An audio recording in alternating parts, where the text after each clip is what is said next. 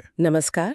आज हम उन 3 शब्दों की चीरफाड़ करने वाले हैं जो सुनने में तो बहुत सरल लगते हैं, लेकिन उनकी कहानी उतनी ही जटिल और खूनी है। स्वतंत्रता, समानता और बंधुत्व। Liberty, equality, fraternity. बिल्कुल। ये शब्द फ्रांसीसी क्रांति की पहचान है। 1789 में शुरू हुई ये घटना सिर्फ किसी राजा को गद्दी से हटाने की कहानी नहीं है। ये तो एक ऐसी सुनामी थी जिसने न सिर्फ फ्रांस बल्कि पूरी दुनिया के नक्शे को हमेशा के लिए बदल दिया। और आज हमारे पास जो स्रोत है उनके जरिए हम यही समझने की कोशिश करेंगे कि आखिर वो कौन सी चिंगारियां थीं जिनसे इतनी बड़ी आग लगी। सही। हम क्रांति के सिर्फ क्या और कब पर नहीं, बल्कि क्यों और कैसे पर ज्यादा ध्यान देंगे। इसकी विरासत क्या है और क्यों आज भी दुनिया के हर लोकतंत्र में इसकी गूंज सुनाई देती है। तो चलिए सीधे उस दौर में उतरते हैं। क्रांति की जमीन तैयार होने से पहले, मतलब 18वीं सदी के फ्रांस का समाज दिखता कैसा था? उस व्यवस्था को प्राचीन राजतंत्र या आंसियन रेजीम कहते थे, और ये समाज कह सकते हैं कि एक 3 मंजिला इमारत की तरह था, जिसे 3 एस्टेट्स कहा जाता था। अच्छा। सबसे ऊपर पहली मंजिल पर थे पादरी यानी चर्च के लोग, दूसरी पर थे कुलीन मतलब जमींदार और शाही खानदान वाले, और तीसरी मंजिल पर बाकी सब, मतलब देश की लगभग 97% आबादी, जिसमें बड़े व्यापारी और वकील से लेकर गरीब किसान और मजदूर तक शामिल थे। सुनने में तो ये बस एक सामाजिक वर्गीकरण लगता है, लेकिन असलियत इससे कई ज्यादा टेढ़ी थी। बहुत ज्यादा। असली समस्या इस ढांचे के डिजाइन में थी। पहली 2 मंजिलों पर रहने वालों के पास देश की लगभग 60% जमीन थी, लेकिन उन्हें सरकार को दिए जाने वाले लगभग सभी टैक्स से छूट मिली हुई थी। ओ, मतलब सारी ताकत और दौलत उनके पास, लेकिन देश चलाने की कोई जिम्मेदारी नहीं। शून्य। और सारा बोझ उस तीसरी मंजिल पर था, जो पहले से ही चरमरा रही थी। बिल्कुल। सारी टैक्स का बोझ यही तीसरा एस्टेट उठाता था। हमारे पास उस दौर का एक मशहूर कार्टून है, मकड़ा और मक्खी। हाँ, मैंने देखा है उसे। उसमें एक जमींदार को मोटे ताजे मकड़े की तरह दिखाया गया है और किसान को एक बेचारी मक्खी की तरह। किसान अपनी मेहनत की सारी कमाई अनाज, फल, पैसा लाकर दे रहा है, और मकड़ा उसे लेने को तो तैयार है, पर उसकी तरफ देखता तक नहीं। ये चित्र आज भी कितना प्रासंगिक लगता है। ये सिर्फ उस दौर का नहीं, बल्कि किसी भी शोषक व्यवस्था का एकदम सटीक चित्रण है। और ये सिर्फ एक चित्र नहीं था, ये रोज की हकीकत थी। किसानों पर सामंती करों का एक जाल बिछा था। जैसे उन्हें जमींदार के खेतों में मुफ्त में काम करना पड़ता था, सैन्य सेवा देनी पड़ती थी, और ऊपर से चर्च उनकी फसल का 10वां हिस्सा टाइड नाम के धार्मिक कर के रूप में ले लेता था। मतलब एक किसान हर तरफ से निचोड़ा जा रहा था। हर तरफ से। तो एक तरफ समाज में इतना गुस्सा और असमानता पनप रही थी, और दूसरी तरफ राजा का महल और सरकार दिवालिया होने की कगार पर थे। सही कहा। 1774 में जब लुई 16 गद्दी पर बैठा तो उसे शाही खजाना लगभग खाली मिला। और वजह? सालों से चल रहे महंगे युद्ध। हाँ, और रही सही कसर अमेरिका की क्रांति ने पूरी कर दी। फ्रांस ने अपने पुराने दुश्मन ब्रिटेन को नीचा दिखाने के लिए अमेरिका के 13 उपनिवेशों की आजादी की लड़ाई में मदद की। एक तरह का प्रॉक्सी वॉर, जिसका खामियाजा फ्रांस को भुगतना पड़ा। और बहुत बड़ा खामियाजा। फ्रांस पर 10 अरब लीवरे से ज्यादा का कर्ज चढ़ गया। 10 अरब? हाँ।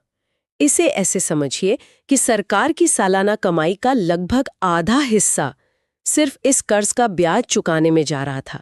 जब पैसा ही नहीं बचेगा तो देश कैसे चलेगा? और इसका असर सीधे आम आदमी की थाली पर पड़ा होगा। बिल्कुल। उस दौर में फ्रांस की आबादी तेजी से बढ़ रही थी, लेकिन अनाज का उत्पादन नहीं। मांग और आपूर्ति में बहुत बड़ा गैप आ गया। हाँ, और नतीजा ये हुआ कि लोगों की रोज की रोटी यानी पाव रोटी की कीमतें आसमान छूने लगी। लोगों के लिए ये अस्तित्व का संकट बन गया। जब पेट खाली हो तो दिमाग में क्रांति के विचार बहुत आसानी से घर कर जाते हैं। और यही कहानी में एक नया मोड़ आता है, क्योंकि इसी संकट और असमानता के बीच समाज के भीतर से ही एक नया पढ़ा लिखा और अमीर वर्ग तैयार हो रहा था। मध्य वर्ग? जी हाँ, ये तीसरे एस्टेट का वो हिस्सा था जो समुद्री व्यापार, ऊनी और रेशमी कपड़ों के उत्पादन से अमीर बना था। इसमें वकील, जज और प्रशासनिक अधिकारी भी थे। मतलब ये लोग पढ़े लिखे थे, इनके पास पैसा भी था, लेकिन सामाजिक सम्मान नहीं था। सम्मान नहीं था क्योंकि वे जन्म से कुलीन नहीं थे। और इन्हीं लोगों ने एक नए विचार को हवा दी, योग्यता, जन्म नहीं। यही उनका मूल मंत्र था। उनका मानना था कि समाज में किसी की हैसियत उसके जन्म से नहीं, बल्कि उसकी काबिलियत से तय होनी चाहिए। और इन विचारों को एक मजबूत दार्शनिक आधार मिला। जॉन लॉक, रूसो और मॉन्टेस्क्यू जैसे विचारकों से। बिल्कुल। लेकिन यहाँ एक सवाल है, क्या हम इन दार्शनिकों को ज्यादा क्रेडिट नहीं दे रहे हैं? एक आम किसान जो पाव रोटी की कीमत से परेशान था, क्या वो सच में मॉन्टेस्क्यू के सत्ता के विभाजन के सिद्धांत के लिए लड़ रहा था? ये बहुत अच्छा सवाल है। नहीं, एक आम किसान शायद रूसो की सोशल कॉन्ट्रैक्ट नहीं पढ़ रहा था। तो फिर? लेकिन वो क्या है कि ये विचार सैलून, कॉफी हाउस और पढ़े लिखे लोगों के बीच की बहसों से छन छन कर आम भाषा में लोगों तक पहुंच रहे थे। अच्छा। इन दार्शनिकों ने लोगों के गुस्से को एक आवाज दी, एक ढांचा दिया। उन्होंने बताया कि जिस व्यवस्था में वे जी रहे हैं वो गलत ही नहीं बल्कि बदली भी जा सकती है। उन्होंने एक वैकल्पिक दुनिया की तस्वीर पेश की। तो एक तरफ आर्थिक तबाही, दूसरी तरफ समानता के नए विचार, ये तो एक विस्फोटक कॉकटेल जैसा लग रहा है। बिल्कुल। इसकी पहली चिंगारी कहाँ से भड़की? चिंगारी तब भड़की जब राजा ने इस आर्थिक संकट से निपटने के लिए और ज्यादा टैक्स लगाने का फैसला किया। और टैक्स तो सिर्फ तीसरे एस्टेट पर ही लगना था। जाहिर है। लेकिन नए टैक्स लगाने के लिए उसे एस्टेट्स जनरल की बैठक बुलानी पड़ी, जो एक तरह की संसद थी जिसकी बैठक पिछले 175 सालों से नहीं हुई थी। 5 मई 1789 को वर्साई में यह ऐतिहासिक बैठक हुई। और यहीं पर बात बिगड़ गई। हाँ, क्योंकि विवाद वोटिंग के तरीके पर हो गया। पुराना नियम था हर एस्टेट का एक वोट। मतलब पादरी और कुलीन, 2 एस्टेट मिलकर हमेशा तीसरे एस्टेट की मांग को 2-1 से हरा सकते थे। ये तो धांधली का एक तरीका था जिसे सिस्टम में डाल दिया गया था। बिल्कुल। इस बार तीसरे एस्टेट के प्रतिनिधि, जो अब ज्यादा संगठित और मुखर थे, उन्होंने मांग की कि वोटिंग हर सदस्य के 1 वोट के आधार पर हो। और सम्राट ने ये मांग ठुकरा दी। हाँ, तो वो गुस्से में बैठक छोड़कर बाहर चले गए। ये अवज्ञा का पहला खुला प्रदर्शन था। इसके बाद जो हुआ वो फ्रांस के इतिहास के सबसे नाटकीय घटनाक्रमों में से एक है। टेनिस कोर्ट की शपथ। जी। 20 जून को ये प्रतिनिधि पास के एक इंडोर टेनिस कोर्ट में इकट्ठा हुए और खुद को नेशनल असेंबली घोषित कर दिया। उन्होंने कसम खाई कि जब तक वे फ्रांस के लिए एक ऐसा संविधान नहीं बना लेते जो सम्राट की ताकत को सीमित करे, तब तक वे यहाँ से नहीं हटेंगे। एक मिनट, ये तो बड़ी दिलचस्प बात है। हमारे स्रोतों के मुताबिक इस असेंबली का नेतृत्व मिराबियो, जो खुद एक कुलीन थे, हाँ, और आबे सिए, जो एक पादरी थे, कर रहे थे। यही तो इस क्रांति की सबसे फैसिनेटिंग बात है। ये सिर्फ गरीबों के अमीरों के खिलाफ बगावत नहीं थी, ये विचारों का एक ऐसा तूफान था जिसमें खुद पहले और दूसरे एस्टेट के लोग भी शामिल हो गए थे। तो ये दिखाता है कि व्यवस्था अंदर से कितनी खोखली हो चुकी थी कि उसके अपने लोग ही उसके खिलाफ खड़े हो गए थे। और फिर आई वो तारीख जो क्रांति का प्रतीक बन गई, 14 जुलाई 1789, बास्तील का पतन। उस वक्त पेरिस में अफवाहों और डर का माहौल था। लोगों को लग रहा था कि राजा उन पर सेना से हमला करवाने वाला है। और इसी उन्माद में लगभग 7,000 मर्द और औरतें हथियारों की तलाश में बास्तील के किले पर टूट पड़े, जो एक जेल भी थी। उन्होंने वहां के कमांडर को मार डाला और कैदियों को आजाद करा लिया। बास्तील तो राजा की तानाशाही का प्रतीक था। बिल्कुल, और इसीलिए लोगों ने उसे ईंट ईंट करके ढा दिया।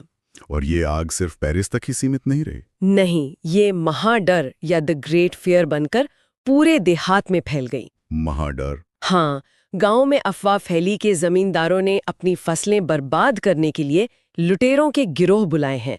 ये एक तरह का मास हिस्टीरिया था। मतलब सालों से दबा हुआ गुस्सा और डर एक साथ बाहर आ गया। बिल्कुल। ये महाडर सिर्फ एक विद्रोह नहीं था, ये दिखाता है कि समाज में भरोसे का ढांचा पूरी तरह टूट चुका था। अफवाहें सच से ज्यादा ताकतवर हो गई थीं। एकदम सही। डरे हुए किसानों ने अपने औजारों से ही ग्रामीण किलों पर हमला बोल दिया, अनाज की गोदाम लूट लिए और लगान के सारे दस्तावेज जला दिए। हजारों की संख्या में कुलीन अपनी जानें बचाकर अपनी जागीरें छोड़कर भाग गए। ये तो जमीनी स्तर पर सत्ता का पूरी तरह से ढह जाना था। बिल्कुल। इस देशव्यापी विद्रोह के सामने आखिरकार राजा को झुकना ही पड़ा होगा। उसके पास कोई और चारा नहीं था। लुई 16 ने नेशनल असेंबली को मान्यता दे दी और फिर 4 अगस्त 1789 की रात को असेंबली ने एक के बाद एक क्रांतिकारी फैसले लिए। क्या हुआ उस रात? उन्होंने एक झटके में पूरी सामंती व्यवस्था को जड़ से उखाड़ फेंका।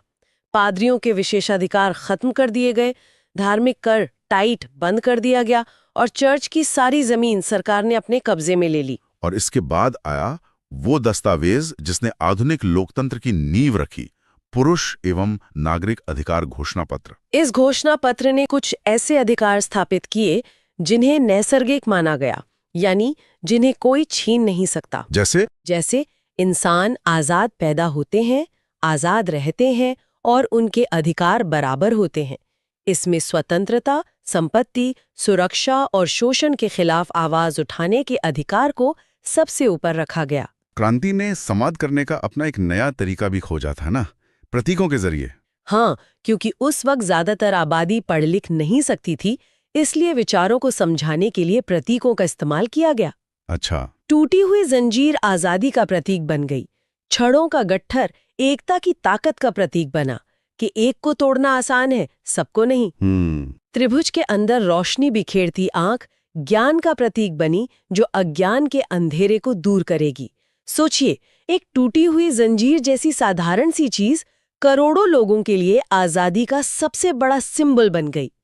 प्रतीकों में कितनी ताकत होती है, ये क्रांति हमें दिखाती है। और इन सभी बदलावों को एक कानूनी शक्ल देते हुए 1791 में फ्रांस का पहला संविधान लागू हुआ। हाँ, इस संविधान ने फ्रांस को एक संवैधानिक राजतंत्र बना दिया, यानी राजा तो रहेगा पर उसकी शक्तियां सीमित होंगी और उन्हें विधायिका, कार्यपालिका और न्यायपालिका में बांट दिया जाएगा। लेकिन यहीं पर एक बड़ा लेकिन था। समानता का जो इतना बड़ा वादा किया गया था, वो इस संविधान में अधूरा रह गया। हाँ, और ये क्रांति के भीतर का एक बड़ा विरोधाभास था। संविधान ने सभी नागरिकों को वोट देने का अधिकार नहीं दिया। इसने नागरिकों को दो हिस्सों में बांट दिया, सक्रिय नागरिक और निष्क्रिय नागरिक। तो क्या इसका मतलब ये नहीं हुआ कि क्रांति ने एक तरह के विशेषाधिकार मतलब जन्म के खत्म करके दूसरी तरह के विशेषाधिकार यानी संपत्ति के बना दिए? समानता का वादा तो यहीं टूटता हुआ दिख रहा है। बिल्कुल। केवल 25 साल से ज्यादा उम्र के ऐसे पुरुष जो कम से कम 3 दिन की मजदूरी के बराबर टैक्स देते थे, उन्हें ही सक्रिय नागरिक मानकर वोट का अधिकार दिया गया। और बाकी लगभग 30 लाख पुरुष, सभी महिलाएं, बच्चे और गरीब, ये सब निष्क्रिय नागरिक थे। क्रांति ने दरवाजा खोला जरूर, पर सबके लिए नहीं। तो राजतंत्र अभी भी सांसें ले रहा था और समानता का आदर्श अभी भी दूर था। कहानी यहाँ खत्म नहीं हुई। नहीं, यहाँ से तो ये और भी ज्यादा उग्र हो गई। पेरिस में जैकोबिन क्लब जैसे राजनीतिक क्लब बहुत लोकप्रिय हो गए, जहां आम लोग जैसे दुकानदार, कारीगर सरकार के नीतियों पर तीखी बहस करते थे। और इसी बीच फ्रांस का युद्ध भी छिड़ गया। हाँ, अपने पड़ोसियों प्रशा और ऑस्ट्रिया से हजारों लोग देशभक्ति के जज्बे से सेना में भर्ती होने लगे और उन्होंने मार्सेले गीत गाना शुरू किया, जो आज फ्रांस का राष्ट्रगान है। जैकोबिन क्लब के सदस्यों को एक खास नाम से भी जाना जाता था, सैन कुलॉट। हाँ, जिसका मतलब था बिना घुटने वाले। ये एक तरह का फैशन स्टेटमेंट था जो राजनीति बन गया। बिल्कुल, उस दौर में कुलीन लोग घुटनों तक की ब्रीचेस पहनते थे, जबकि ये क्रांतिकारी धारीदार लंबी पतलून पहनते थे। ये पहनावा इस बात का ऐलान था कि उन्होंने कुलीनों की सत्ता को नकार दिया है। और आखिरकार उन्होंने सिर्फ पहनावे को ही नहीं बल्कि पूरी राजशाही को ही नकार दिया। युद्ध और आंतरिक विद्रोह के बढ़ते दबाव के बीच 21 सितंबर 1792 को नवनिर्वाचित असेंबली ने राजतंत्र का अंत कर दिया और फ्रांस को एक गणतंत्र घोषित किया। और राजा लुई 16, उसका क्या हुआ? उस पर देशद्रोह का मुकदमा चलाया गया, उसे दोषी पाया गया और 21 जनवरी 1793 को हजारों की भीड़ के सामने सार्वजनिक रूप से गिलोटिन पर चढ़ाकर फांसी दे दी गई। ये क्रांति का वो बिंदु था जहां से वापसी के सारे रास्ते बंद हो गए। हाँ। तो अंत में इस पूरी उथल-पुथल, हिंसा और बदलाव की सबसे बड़ी और स्थायी विरासत क्या रही? देखिए, इसकी सबसे बड़ी विरासत स्वतंत्रता, समानता और बंधुत्व के विचार ही थे। ये विचार फ्रांस की सीमाओं में कैद नहीं रहे। सही। ये पूरे यूरोप में फैले और वहाँ की सामंती व्यवस्थाओं को चुनौती दी। यहाँ तक कि भारत में टीपू सुल्तान और राजा राम मोहन राय जैसे विचारक भी इन विचारों से बहुत प्रभावित हुए। तो उपनिवेशवाद के खिलाफ लड़ने वाले आंदोलनों ने भी इनसे प्रेरणा ली। बिल्कुल। तो फ्रांसीसी क्रांति ने दुनिया को वो राजनीतिक शब्दावली दी, वो सिद्धांत दिए जिन पर आज के कई लोकतंत्र टिके हुए हैं। बिल्कुल। लेकिन ये हमें एक बहुत जरूरी और मुश्किल सवाल के साथ भी छोड़ जाती है। वो क्या है? क्रांति ने मनुष्य के अधिकारों का इतना शक्तिशाली घोषणा पत्र दिया, लेकिन उसके 2 साल बाद ही बने संविधान ने नागरिकों को एक्टिव और निष्क्रिय में बांट दिया। हाँ, ये विरोधाभास तो था। और हमें ये भी नहीं भूलना चाहिए कि राजा की फांसी के बाद क्रांति का एक और भी खूनी दौर आया, जिसे आतंक का राज कहते हैं, जहां हजारों लोगों को क्रांति के दुश्मन के शक में ही मौत के घाट उतार दिया गया। तो ये एक अहम सवाल खड़ा करता है। किसी भी क्रांति के ऊंचे आदर्शों को जमीनी हकीकत और शासन की राजनीति में उतारना कितना मुश्किल होता है, और क्या एक क्रांति के वादों और उसकी असलियत में हमेशा एक फासला रह ही जाता है? इस पे सोचना जरूरी। तो आज हम जिस कहानी में उतरने वाले हैं वो सिर्फ एक देश की क्रांति की कहानी नहीं है। ये कहानी है यूरोप में समाजवाद की, और उस रूसी क्रांति के जिसने मतलब पूरी दुनिया का नक्शा ही बदल कर रख दिया। बिल्कुल, और ये एक ऐसी कहानी है जिसका असर आज भी महसूस होता है। हमारे पास जो स्रोत है वो हमें 18वीं सदी के यूरोप से लेकर जार के पतन और फिर सोवियत संघ के बनने तक के पूरे सफर पर ले जाते हैं। हाँ, और आज हमारा मकसद यही है कि हम उन सामाजिक, आर्थिक और वो जो राजनीतिक वजहें थीं उनको कुरेदें। मतलब ये समझने की कोशिश करें कि आखिर कैसे इतना बड़ा साम्राज्य ढह गया और उसकी जगह एक ऐसी व्यवस्था ने ले ली जिसे दुनिया ने पहले कभी नहीं देखा था। तो चलिए कहानी को एकदम शुरू से पकड़ते हैं। क्रांति से पहले का यूरोप, वहां विचारों का एक कह सकते हैं मंथन चल रहा था। सही कहा। उस दौर में यूरोप में मुख्य तौर पर 3 तरह की सोच थी जो समाज को अलग अलग दिशा में ले जाना चाहती थी। स्रोत इन्हें कहते हैं उदारवादी, रेडिकल और रूढ़िवादी। जी, ये तीनों नाम तो हम आज भी बहुत सुनते हैं, लेकिन उस जमाने में इनके मतलब क्या थे? जैसे उदारवादी मतलब लिबरल्स, वो क्या चाहते थे? देखिए, उस समय के उदारवादी आज के उदारवादियों से काफी अलग थे। वो राजाओं की जो बिलगाम ताकत थी उसके तो खिलाफ थे, और वो चाहते थे कि हर धर्म को बराबर सम्मान मिले। लेकिन जब बात वोट देने की आई तो वो चाहते थे कि ये हक सिर्फ उन मर्दों को मिले जिनके पास अपनी संपत्ति है। अच्छा, मतलब सबको वोट देने के हक में नहीं थे वो? नहीं, बिल्कुल नहीं थे। वो यूनिवर्सल अडल्ट फ्रेंचाइज के समर्थक नहीं थे। तो फिर रेडिकल्स इनसे कैसे अलग हुए? वो तो इससे आगे की बात कर रहे होंगे। हाँ, रेडिकल्स चाहते थे कि सरकार देश की ज्यादातर आबादी मतलब बहुमत के हिसाब से बने, और वो महिलाओं के वोट देने के अधिकार के भी जबरदस्त समर्थक थे। और सबसे बड़ी बात मुझे लगता है वो जमींदारों और उद्योगपतियों के विशेषाधिकारों के भी खिलाफ थे। सख्त खिलाफ थे। वो नहीं चाहते थे कि ताकत कुछ गिने चुने लोगों के हाथ में रहे। और तीसरे थे रूढ़िवादी। वो तो जैसा नाम से ही लगता है इन दोनों के ही खिलाफ होंगे। हाँ, वो रेडिकल्स और उदारवादियों दोनों के ही आलोचक थे, पर वो बदलाव के पूरी तरह खिलाफ नहीं थे, जैसा कि हम अक्सर मान लेते हैं। अच्छा? वो बस ये मानते थे कि अतीत को मतलब अपनी परंपराओं को पूरी तरह ठुकराया नहीं जा सकता, और जो भी बदलाव हो वो बहुत धीरे धीरे हो।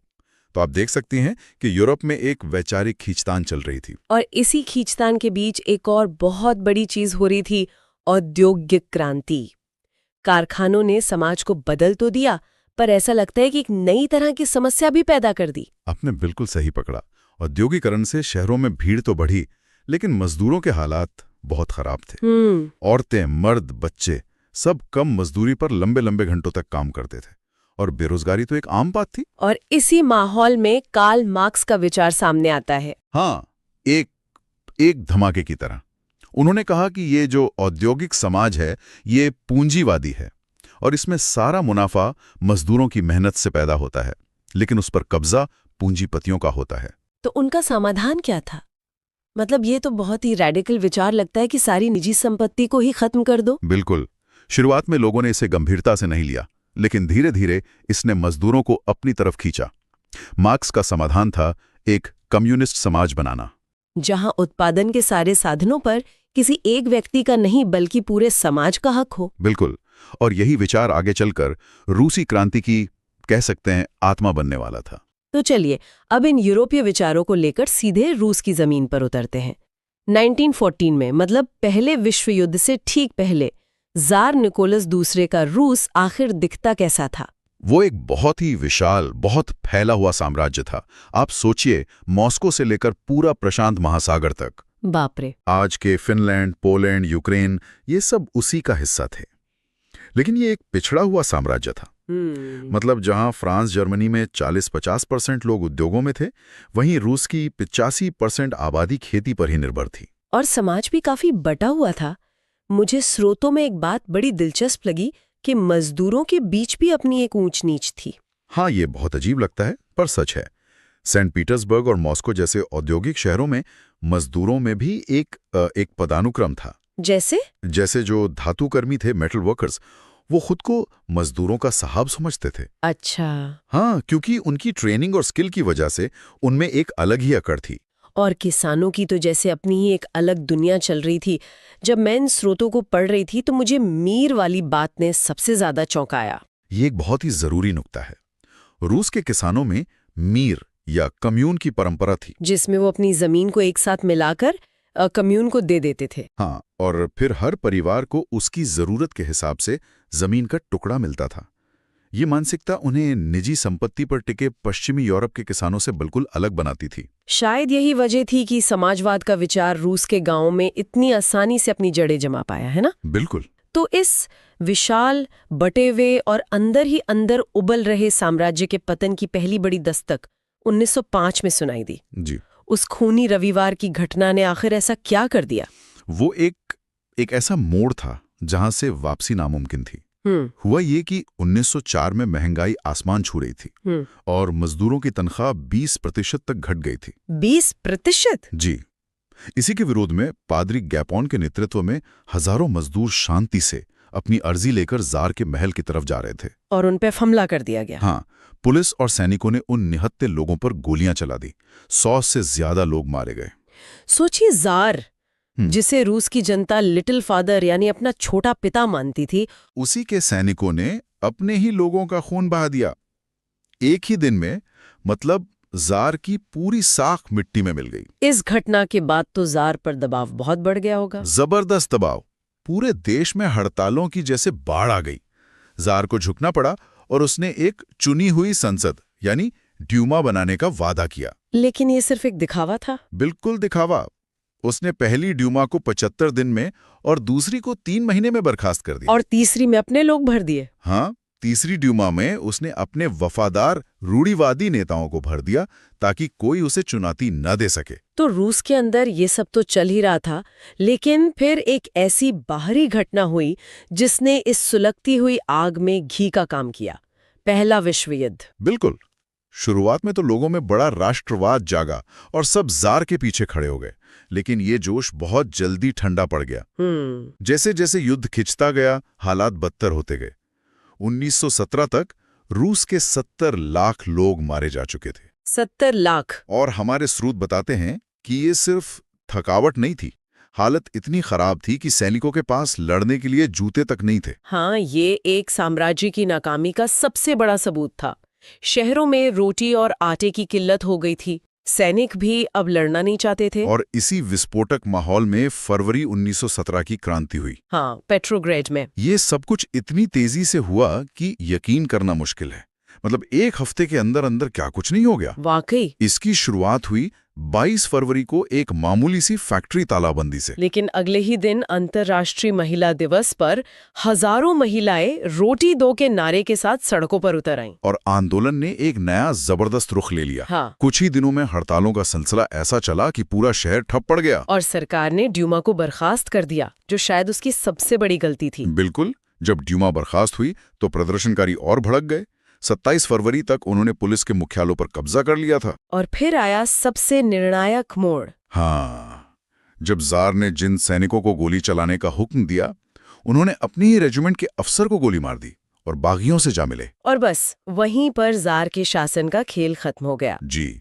2 मार्च को सैनिक कमांडरों ने जार को सलाह दी कि वो गद्दी छोड़ दे। उसने बात मान ली और इसी के साथ रूस से सदियों पुरानी जारशाही खत्म हो गई और एक अंतरिम सरकार बन गई। हाँ, ड्यूमा और मजदूरों के सोवियत नेताओं ने मिलकर एक अंतरिम सरकार बना ली। तो जार चला गया, देश में एक नई सरकार बन गई।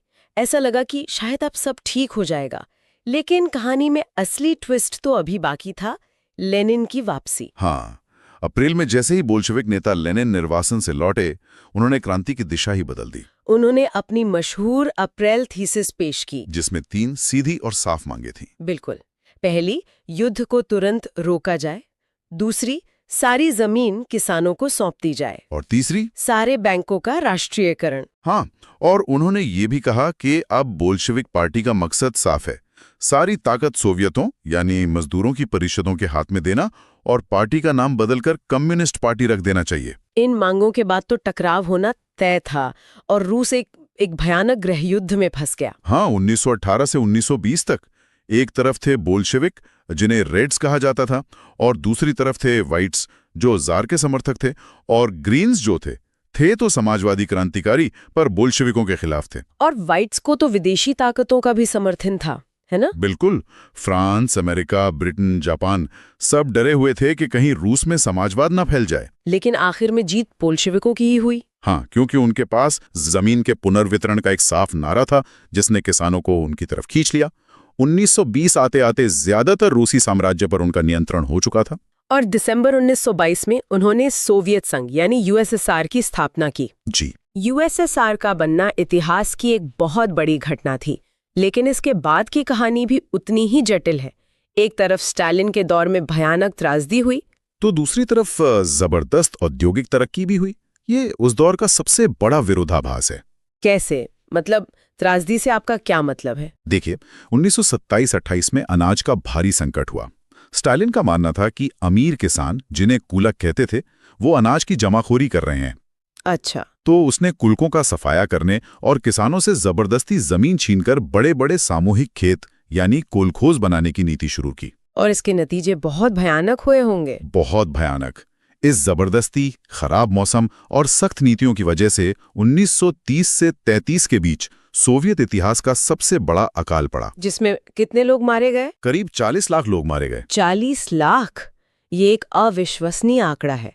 एक ऐसी सरकार जो किसानों के नाम पर सत्ता में आई थी, उसी की नीतियों ने लाखों किसानों की जान ले ली। सही कहा। और इसी के समानांतर देश में बड़े बड़े कारखाने भी लग रहे थे। बिल्कुल। पंचवर्षीय योजनाओं के जरिए जबरदस्त औद्योगिक विकास हुआ। 1929 से 1933 के बीच तेल, कोयला और स्टील का उत्पादन 100% बढ़ गया। 100%? बस 4 साल में। हाँ। नए शहर बसे, शिक्षा और स्वास्थ्य पर भी जोर दिया गया। कामकाजी महिलाओं के बच्चों के लिए फैक्ट्री में बालवाड़ियां खोली गईं, लोगों को सस्ती स्वास्थ्य सेवा मिली।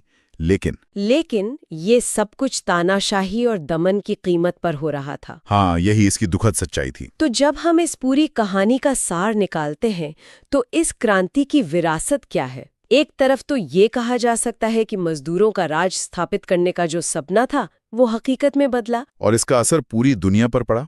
दुनिया भर में कम्युनिस्ट पार्टियों ने मिलकर कॉमिंटन जैसा अंतर्राष्ट्रीय संगठन बनाया। भारत में भी एम.एन. रॉय से लेकर नेहरू तक कई नेता समाजवाद के इस प्रयोग से बहुत प्रभावित हुए। लेकिन दूसरी तरफ वही सवाल है जिससे हमने शुरुआत की थी।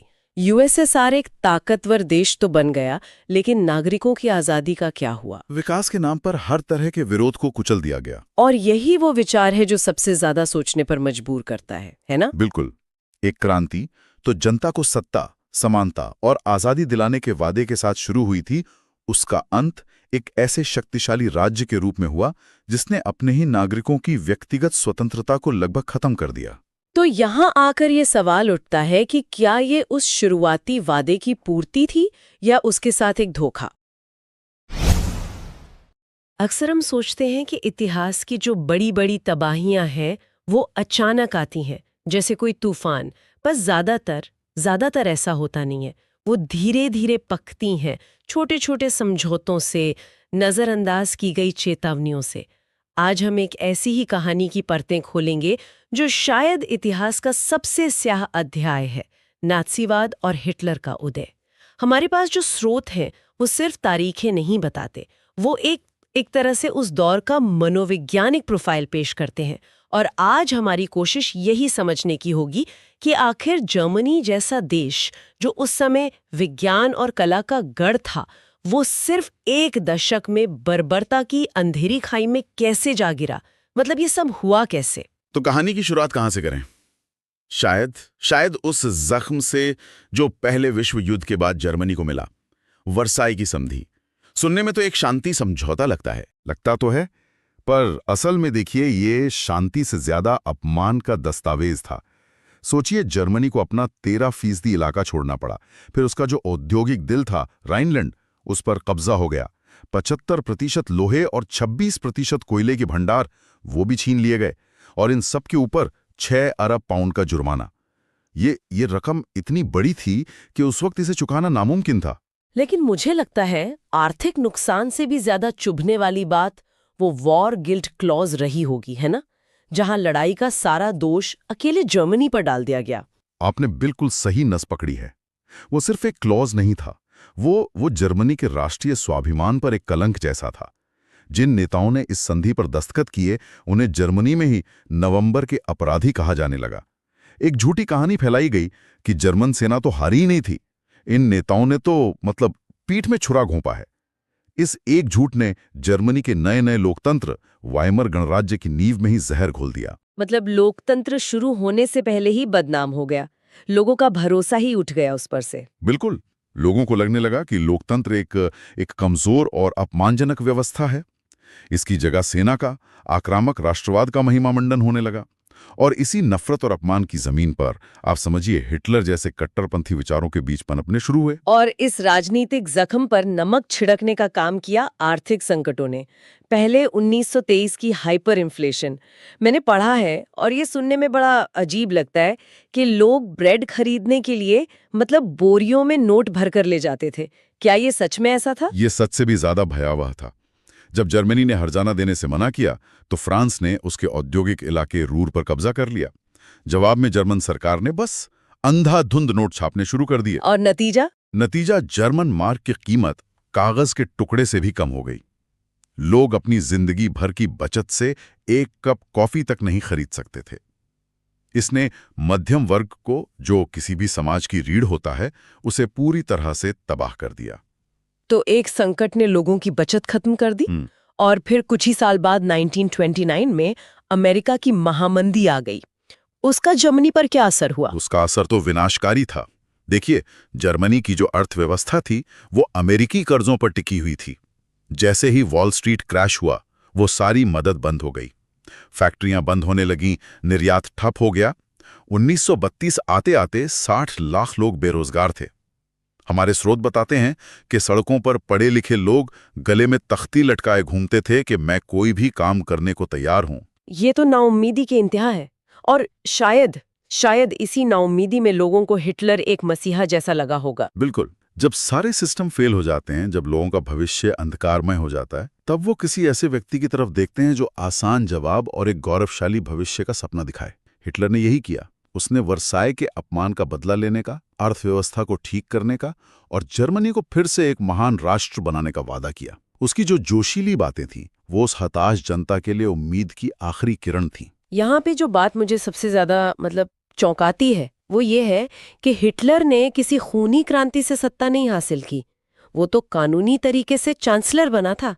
ये कैसे हुआ? यही इस कहानी का सबसे डरावना पहलू है। हिटलर को जर्मनी के जो पुराने अमीर लोग थे, उन्होंने कम आंका। उन्हें लगा कि ये एक जोशीला लोकप्रिय नेता है, इसे हम इस्तेमाल करके बाद में किनारे कर देंगे। उन्होंने राष्ट्रपति हिंडनबर्ग पर दबाव डाला और 30 जनवरी 1933 को हिटलर को चांसलर नियुक्त करवा दिया। उन्हें लगा कि वो उसे कंट्रोल कर लेंगे। हाँ, पर असल में उन्होंने भेड़िए को ही घर की रखवाली सौंप दी थी। और सत्ता में आते ही उसने सबसे पहला काम लोकतंत्र को ही खत्म करने का किया।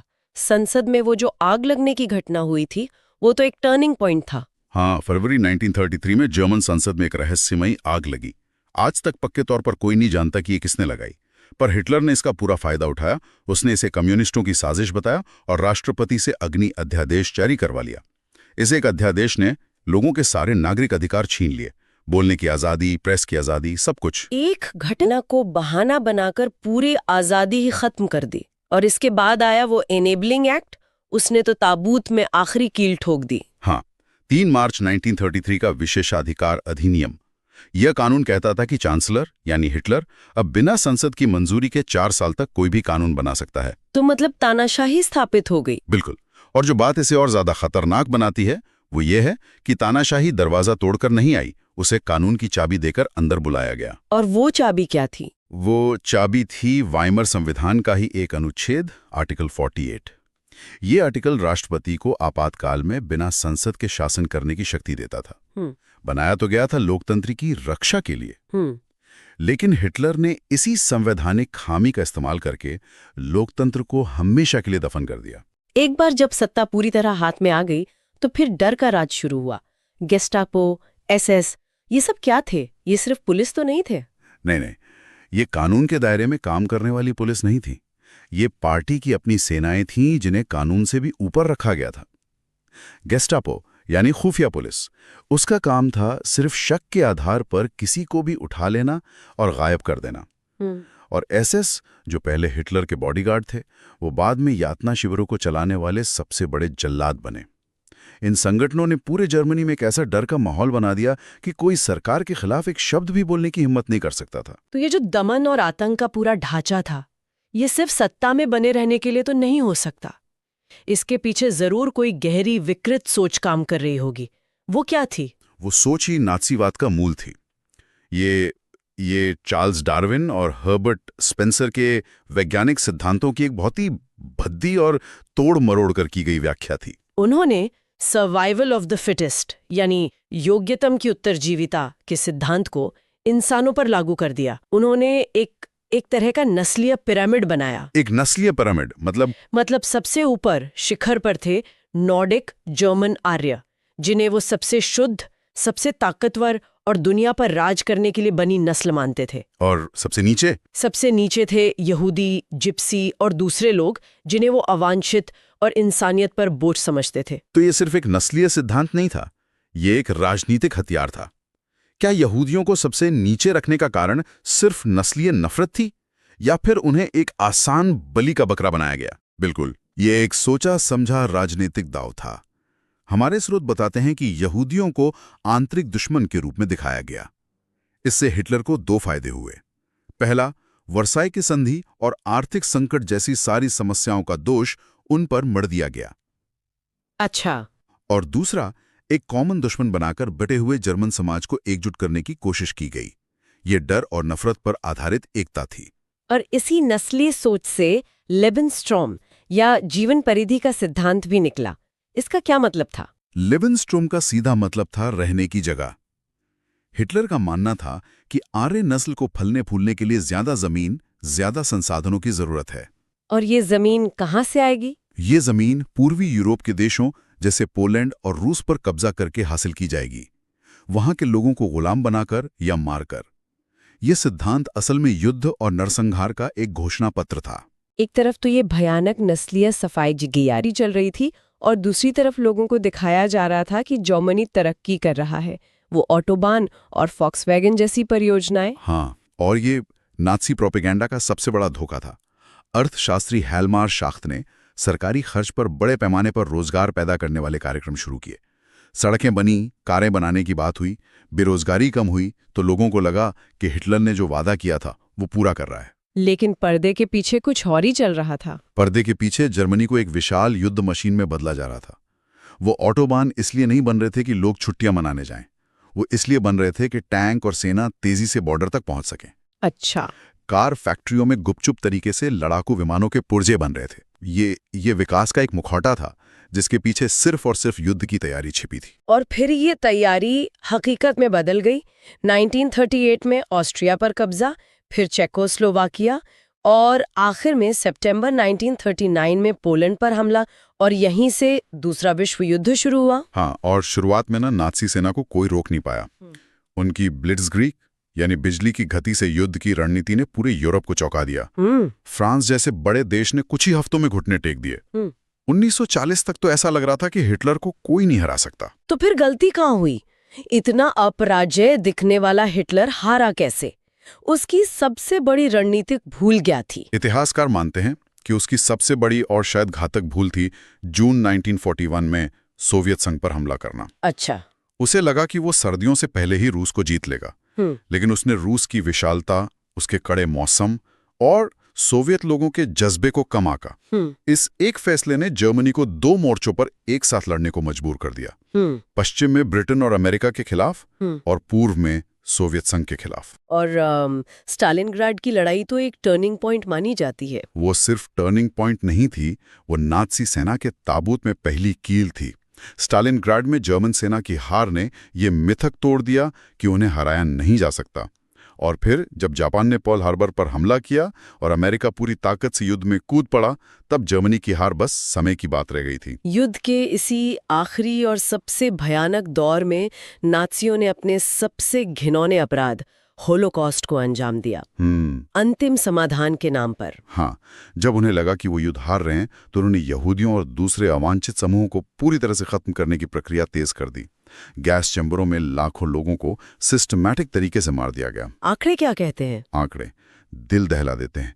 लगभग 60 लाख यहूदी, 60 लाख। उनके अलावा 10 लाख पोलैंड के नागरिक, 2 लाख जिप्सी और करीब 70,000 वैसे जर्मन नागरिक जो मानसिक या शारीरिक रूप से अक्षम थे।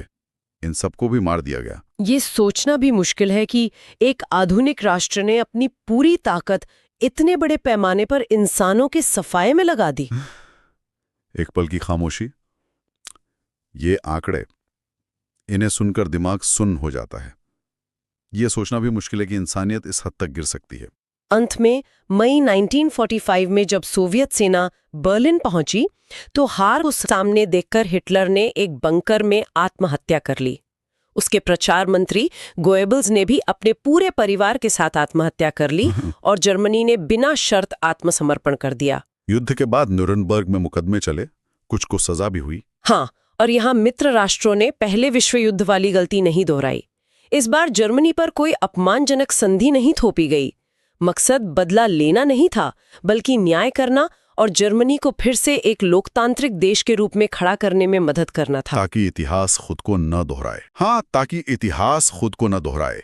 तो अगर हम इस पूरी कहानी को जोड़कर देखें तो ये साफ है कि ये किसी एक व्यक्ति का पागलपन नहीं था।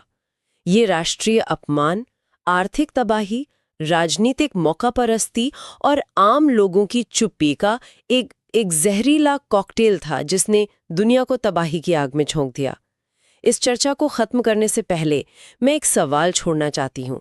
आज की दुनिया में जहाँ सोशल मीडिया पर नफरत फैलाना बहुत आसान है, जहाँ आर्थिक असमानता बढ़ रही है और जहाँ लोग आसान जवाबों की तलाश में हैं, तो हमें इतिहास के उन चेतावनी संकेतों के कौन से नए रूपों पर नजर रखनी चाहिए? अपने आसपास देखें। जिस कागज पर हम लिखते हैं, जो मेज कुर्सी है, सुबह की चाय की खुशबू, यहाँ तक कि गाड़ियों के टायर भी। क्या हो अगर ये सब एक अदृश्य जंगल का हिस्सा हो? आज हम कुछ ऐसे ही स्रोतों की गहराई में उतरेंगे जो बताते हैं कि कैसे जंगल, जो लाखों लोगों का घर और उनकी पहचान हुआ करते थे, वो रातों रात एक संसाधन और अपराध का अड्डा बन गए। और कैसे उपनिवेशवाद ने न केवल पेड़ काटे, बल्कि प्रकृति और इंसान के बीच के सदियों पुराने रिश्ते को ही हमेशा के लिए बदल दिया। और ये कहानी सिर्फ भारत की नहीं है। आज की हमारी चर्चा भारत के साल और सागौन के जंगलों से लेकर हजारों मील दूर जावा के घने जंगलों तक फैली है, जहां विकास का मतलब एक तरह से विनाश बन गया था। तो चलिए इस बात की परतें खोलते हैं कि जंगल गायब क्यों होने लगे, कैसे अपनी ही जमीन पर गुजारा करना जुर्म बन गया और कैसे इन बदलावों ने जबरदस्त विद्रोहों को जन्म दिया। तो सबसे पहले ये समझना जरूरी है कि अचानक ऐसा क्या हुआ कि हजारों साल से मौजूद जंगल इतनी तेजी से खत्म होने लगे। देखिए, इसकी शुरुआत हुई एक बहुत बड़ी जरूरत से, और वो जरूरत थी इंग्लैंड की शाही नौसेना की, यानी रॉयल नेवी की। 19वीं सदी के शुरुआत तक आते आते इंग्लैंड में ओक के जंगल लगभग खत्म हो चुके थे। अच्छा। हाँ, और उन्हें अपने विशाल जहाजों को बनाने और उनकी मरम्मत के लिए मजबूत और टिकाऊ लकड़ी की सख्त जरूरत थी। ब्रिटेन का पूरा साम्राज्य, आप कह सकती, इन्हीं जहाजों पर टिका था। तो ब्रिटेन का वैश्विक साम्राज्य एक तरह से भारत की लकड़ी पर तैर रहा था। बिल्कुल यही बात है। भारत के विशाल और घने जंगलों में उन्हें वो लकड़ी मिली जिसकी उन्हें तलाश थी। 1820 के दशक में खोजी दल भारत भेजे गए ताकि जंगलों के संसाधनों का पता लगाया जा सके, और फिर तो बड़े पैमाने पर पेड़ों की कटाई शुरू हुई, सिर्फ इसलिए ताकि ब्रिटिश नौसेना समुद्र पर अपना दबदबा बनाए रख सके। और अगर जहाज समुद्र पर नियंत्रण का जरिया थे, तो जमीन पर उन्होंने एक और हथियार का इस्तेमाल किया, रेलवे। हम अक्सर रेलवे को तरक्की की निशानी मानते हैं, लेकिन उस वक्त ये जंगलों के लिए कयामत बनकर आई, है ना? हाँ, क्योंकि औपनिवेशिक शासन को पूरे भारत पर अपना शिकंजा कसना था। सेना को तेजी से एक जगह से दूसरी जगह पहुंचाना था, व्यापार के लिए बंदरगाहों तक कच्चा माल लाना था। इसके लिए रेलवे का जाल बिछाना जरूरी था, और रेलवे के लिए जरूरी थे स्लीपर्स, यानी लकड़ी के वो तख्ते जो पटरियों को अपनी जगह पर टिकाए रखते हैं। जी। और इनकी मांग इतनी ज्यादा थी, इसका अंदाजा लगाना भी मुश्किल है। स्रोत बताते हैं कि सिर्फ 1 मील लंबी रेल की पटरी बिछाने के लिए 1760 से 2000 स्लीपर्स लगते थे। 2000? अब जरा सोचिए, हजारों मील लंबी पटरियां बिछाई जा रही थीं। ये एक कभी न खत्म होने वाली भूख थी। अकेले 1850 के दशक में मद्रास प्रेसिडेंसी में हर साल स्लीपर के लिए 35,000 पेड़ काटे जा रहे थे। 35,000 पेड़ हर साल? हाँ, सरकार ठेकेदारों को बेहिसाब पेड़ काटने के ठेके देती थी। उन्होंने बिना सोचे समझे पेड़ काटने शुरू कर दिए और जल्दी ही रेलवे लाइनों के आसपास के जंगल पूरी तरह साफ हो गए। तो एक तरफ जहाजों और रेल की पटरियों के लिए जंगलों को काटा जा रहा था, लेकिन ये सिर्फ लकड़ी निकालने की बात नहीं थी। सही कहा ना? अंग्रेजों को जमीन भी चाहिए थी, एक बिल्कुल अलग तरह के खेत के लिए। बिल्कुल। और ये समझना जरूरी है कि ये सिर्फ मांग नहीं थी, ये एक तरह से यूरोप के जीवन शैली का बोझ था जिसे भारत और जावा के जंगल उठा रहे थे। यूरोप में चाय, कॉफी और रबर की मांग आसमान छू रही थी, तो इस मांग को पूरा करने के लिए औपनिवेशिक सरकार ने बड़े पैमाने पर प्राकृतिक वनों को साफ करवा दिया और उनकी जगह विशाल बागान लगा दिए। हाँ, इन चीजों की मतलब यूरोप में 1 कप चाय की चुस्की का मतलब था या हजारों एकड़ जंगल का साफ हो जाना। बिल्कुल। जमीन को बहुत सस्ते दामों पर यूरोपीय बागान मालिकों को सौंप दिया गया, जिन्होंने जंगलों को काटकर चाय और कॉफी के बागान बना दिए। तो देखिए, 3 बड़ी वजहें थीं: शाही नौसेना, रेलवे और बागान। इन तीनों ने मिलकर जंगलों के विनाश की रफ्तार को कई गुना बढ़ा दिया। इस सब के बीच अंग्रेजों को लगा कि ये जो बेतरतीब कटाई हो रही है, इसे रोकना होगा, इसे एक सिस्टम में लाना होगा। और यहीं से वैज्ञानिक वानिकी या साइंटिफिक फॉरेस्ट्री का विचार सामने आया। सुनने में तो बड़ा अच्छा और आधुनिक लगता है। विज्ञान तो अच्छी चीज होती है ना? नाम तो बहुत आकर्षक है, लेकिन इसका असल मतलब कुछ और ही था। सरकार ने एक जर्मन विशेषज्ञ डाइट्रिच ब्रैंडिस को भारत का पहला वन महानिरीक्षक बनाया। वो हो। और ब्रैंडिस ने जो सिस्टम लागू किया उसमें प्राकृतिक विविधता और स्थानीय जरूरतों की कोई जगह नहीं थी।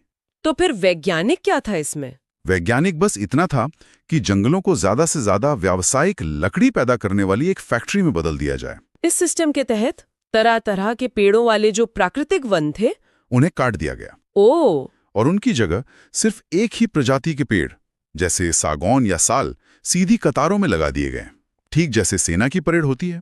हर साल कुछ हिस्से को काटा जाता और फिर से वही एक प्रजाति के पेड़ लगा दिए जाते। तो वैज्ञानिक वानिकी असल में एक बहुत भ्रामक शब्द है। ये वानिकी कम और फैक्ट्री ज्यादा थी। एक ऐसी फैक्ट्री जिसका काम था जहाजों और रेलवे के लिए लकड़ी के लट्ठे तैयार करना। बिल्कुल। स्रोत में एक बहुत सटीक बात कही गई है, ये विज्ञान नहीं, विविधता का विनाश था। एक जीता जागता विविध जंगल एक लकड़ी के खेत में तब्दील हो गया था। ये जो आइडिया था वैज्ञानिक वानिकी का, क्या ये सिर्फ भारत में ही लागू किया गया था या ये उपनिवेशवाद का एक स्टैंडर्ड टूल किट था? ये बहुत अच्छा सवाल है। ये बिल्कुल एक टूल किट था। ठीक इसी समय हजारों मील दूर जावा में, जो आज इंडोनेशिया का हिस्सा है, डच सरकार भी बिल्कुल यही कर रही थी। वहां भी सागौन के विशाल जंगलों को इसी तरह वैज्ञानिक तरीके से प्रबंधित करने के नाम पर काटा जा रहा था और वहां भी इसके नतीजे उतने ही विनाशकारी थे। तो इस नए नियंत्रण को सिर्फ एक सिस्टम बनाकर तो लागू नहीं किया जा सकता था, इसे कानूनी जामा पहनाना भी जरूरी था।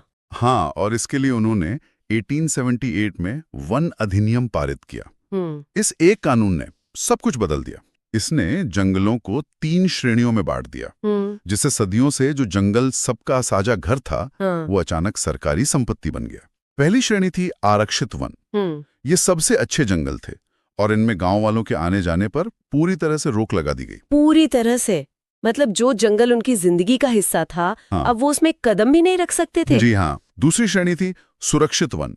यहाँ लोगों को कुछ सीमित अधिकार दिए गए, जैसे कि मवेशी चराना, लेकिन उन पर भी कड़ी निगरानी रखी जाती थी। और तीसरी और आखिरी श्रेणी थी ग्रामीण वन, जहां से गांव वाले सिर्फ ईंधन या चारे के लिए थोड़ी बहुत लकड़ी ले सकते थे। कीमती इमारती लकड़ी पर उनका कोई हक नहीं था। तो एक कानून से रातों रात लाखों लोगों की जिंदगी बदल गई। हाँ। जो उनका घर था, अब वो सरकारी संपत्ति बन गया। इसका असल में जमीन पर मतलब क्या था? इसका असर बहुत गहरा और विनाशकारी था। गांव वालों के लिए जंगल उनके जीवन का आधार थे। वे वहां से ईंधन, चारा, पत्ते, कंदमूल, फल सब कुछ इकट्ठा करते थे। घर बनाने के लिए लकड़ी और बांस, हल बनाने के लिए लकड़ी, सब जंगल से आता था। ये सब गतिविधियां जो उनकी जिंदगी का हिस्सा थीं, अचानक अपराध बन गई। और अगर कोई पकड़ा जाता तो वो वन रक्षकों की दया पर निर्भर हो जाता था। ये गार्ड अक्सर लोगों को तंग करते थे और उनसे घूस या मुफ्त का खाना पीना मांगते थे। औरतों के लिए स्थिति और भी मुश्किल थी, क्योंकि ईंधन के लिए लकड़ी इकट्ठा करना मुख्य रूप से उन्हीं का काम था और उन्हें अक्सर अपमान का सामना करना पड़ता था। एक मिनट, इन स्रोतों में झूम खेती या घुमंतू खेती पर रोक लगाने का भी जिक्र है। ये थोड़ा अजीब नहीं लगता?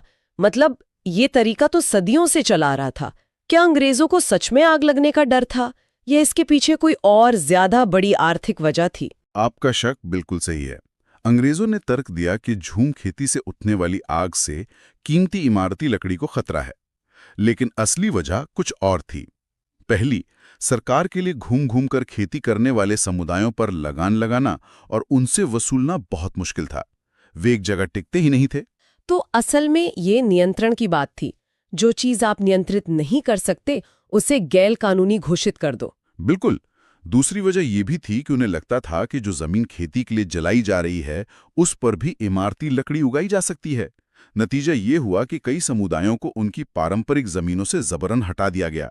उन्हें अपने पेशे बदलने पड़े और कुछ को तो अंग्रेजों ने अपराधी कबीले तक घोषित कर दिया। और इस नियंत्रण में एक बहुत बड़ा विरोधाभास भी था, जो शिकार के मामले में साफ दिखता है। हाँ, ये पाखंड का एक बड़ा उदाहरण है। जब स्थानीय लोग अपनी जरूरत के लिए, अपने भोजन के लिए हिरन, तीतर या छोटे जानवरों का शिकार करते, तो उसे अवैध शिकार यानी पोचिंग कहा जाता था और उन्हें सख्त सजा दी जाती थी।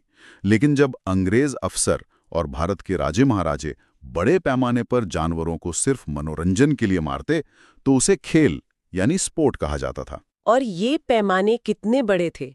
स्रोत बताते हैं कि इनाम के लालच में 1875 से 1925 के बीच 80,000 बाघ, 1.5 लाख तेंदुए और 2 लाख भेड़िए मारे गए।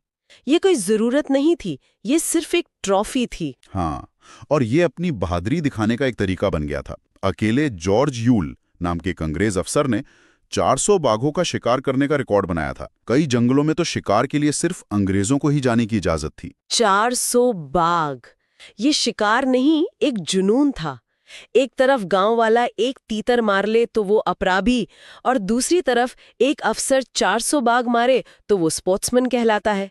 ये विरोधाभास ही पूरी कहानी कह देता है, ना कि स्थानीय लोगों की। जाहिर है, जब लोगों को इतना दबाया जाएगा, उनका घर, उनका भोजन, उनकी इज्जत, सब कुछ छीन लिया जाएगा, तो वो चुप नहीं बैठेंगे। हमारे स्रोतों में बस्तर के एक महान विद्रोह का जिक्र है, जो इस पूरी कहानी का एक अहम मोड़ है। हाँ, बस्तर, जो आज छत्तीसगढ़ का हिस्सा है, अपनी आदिवासी संस्कृति और घने जंगलों के लिए जाना जाता है। वहाँ के लोगों का अपनी जमीन से एक गहरा आध्यात्मिक रिश्ता है। वे मानते हैं कि हर गांव को उसकी जमीन धरती माँ से मिली है और बदले में वे धरती की देखभाल करते हैं। वे नदी, जंगल और पहाड़ों की आत्मा की पूजा करते हैं। उनके लिए जंगल सिर्फ लकड़ी का भंडार नहीं, बल्कि एक पवित्र स्थान है। तो विद्रोह की चिंगारी कैसे भड़की? 1905 में औपनिवेशिक सरकार ने 2/3 जंगल को आरक्षित करने, घुमंतू खेती पर रोक लगाने और शिकार पर पाबंदी लगाने का प्रस्ताव रखा। कुछ गांवों को आरक्षित वनों में इस शर्त पर रहने दिया गया कि वो वन विभाग के लिए मुफ्त में काम करेंगे, जिसे बेगार कहते थे। इन सब वजहों से लोगों के सब्र का बांध टूट गया। और ये विद्रोह संगठित कैसे हुआ? इसका तरीका बहुत अनोखा था। हाँ, ये बहुत दिलचस्प है। विद्रोह का संदेश गांव-गांव पहुंचाने के लिए आम की टहनी, मिट्टी का ढेला और मिर्च का इस्तेमाल किया गया। ये हर गांव में भेजे जाते थे और ये इस बात का प्रतीक थे कि अब सभी को मिलकर अंग्रेजों के खिलाफ आवाज उठानी है। नेथानार गांव के गुंडा धुर इस विद्रोह के एक बड़े और महत्वपूर्ण नेता के रूप में उभरे। विद्रोहियों ने किया क्या? उनकी कार्रवाई क्या थी? 1910 में विद्रोह शुरू हुआ। विद्रोहियों ने बाजार लूटे, अफसरों और व्यापारियों के घर जला दिए, पुलिस थानों और स्कूलों में आग लगा दी और जो भी अनाज लूटा उसे गरीबों में बांट दिया। ये अंग्रेजी राज और उसके दमनकारी कानूनों के खिलाफ एक खुली जंग थी। इसका अंत कैसे हुआ? अंग्रेजों ने इसे कैसे दबाया? अंग्रेजों ने विद्रोह को बड़ी बेरहमी से कुचला। उन्होंने सेना भेज दी। एक बुजुर्ग पोदियामी गंगा के शब्दों में, अंग्रेज उन्हें घोड़ों से बांधकर घसीटा करते थे। सैनिकों ने गांवों को घेर कर गोलियां चलाईं। गुंडाधुर कभी पकड़ा नहीं जा सका, लेकिन विद्रोह को दबाने में 3 महीने लग गए। तो क्या ये विद्रोह पूरी तरह से असफल रहा? नहीं, पूरी तरह से नहीं। इस संघर्ष की एक बड़ी जीत भी हुई। विद्रोह ने सरकार को हिलाकर रख दिया था। उन्हें अपनी नीति पर दोबारा सोचना पड़ा। आरक्षित वन का क्षेत्र, जो पहले 2/3 करने की योजना थी, उसे घटाकर आधा कर दिया गया। ये दिखाता है कि लोगों के संघर्ष ने औपनिवेशिक सरकार को झुकने पर मजबूर कर दिया था। तो बस्तर में लोगों ने संघर्ष किया और कुछ हद तक अपनी जमीन बचाई। हमने पहले जावा का जिक्र किया था, वहां क्या हो रहा था? क्या वहां के लोगों ने भी ऐसी ही लड़ाई लड़ी? हाँ, वहां भी विरोध के स्वर उठ रहे थे। जावा में कलांग नाम का एक समुदाय रहता था। वे इतने कुशल लकड़हारे और घुमंतू किसान थे कि उनके बिना सागौन की कटाई और राजाओं का महल बनाना लगभग नामुमकिन था। जब 18वीं सदी में डचों ने जंगलों पर अपना नियंत्रण स्थापित करने की कोशिश की, तो कलांग समुदाय ने इसका विरोध किया। 1770 में उन्होंने एक डच किले पर हमला किया, लेकिन इस विद्रोह को दबा दिया गया। और फिर विश्व युद्धों ने स्थिति को और भी ज्यादा बिगाड़ दिया। हाँ, पहले और दूसरे विश्व युद्ध का जंगलों पर बहुत बुरा असर पड़ा। जावा पर द्वितीय विश्व युद्ध के दौरान जापानियों ने कब्जा कर लिया था। लेकिन जापानी कब्जे से ठीक पहले डचों ने भस्म कर भागो यानी स्कॉच्ड अर्थ नीति अपनाई। मतलब जिन जंगलों को उन्होंने बचाने के नाम पर लोगों से छीना था, उन्हीं को वे खुद ही जलाने पर तैयार हो गए ताकि दुश्मन के हाथ न लगे। बिल्कुल। उन्होंने सागौन की लकड़ी के विशाल लट्ठों के ढेरों और आरा मशीनों को खुद ही जला दिया। बाद में जब जापानी आए तो उन्होंने अपने युद्ध के लिए जंगलों को और भी बेरहमी से काटा और इस्तेमाल किया। उन्होंने गांव वालों को जंगल काटने के लिए मजबूर किया।